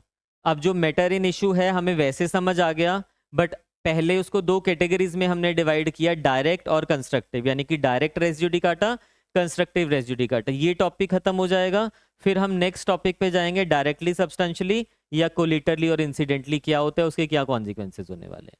ये खत्म, तो ये मेन टॉपिक है। 2 टॉपिक फिर एक रह जाएगा मेन वाला, जो जिसमें टाइम, वैसे तो सारे ही मेन है, 6 के 6 पढ़ने ही पड़ेंगे, बट पार्टीज वगैरह पे भी टाइम लगता होता है। ठीक है, इतना रिवाइज कर लेना, कल की क्लास में इसको कंटिन्यू करते हैं। डेली, आपको कल भी कहा था, इसको डेली बेसिस पे जितना चल रहा है रेस जुडिकाटा रिवाइज करोगे, तब जाके लास्ट में जब मैं कंक्लूड करवाऊंगा ना पूरा उसको एक साथ, तब समझ आएगा आपको। अगर आपने ये रिवाइज नहीं किया हुआ, फिर 15 दिन तक भूल जाओगे सारी चीज़ें। तो रिवाइज साथ के साथ करते रहना। कल की क्लास में मिलते हैं।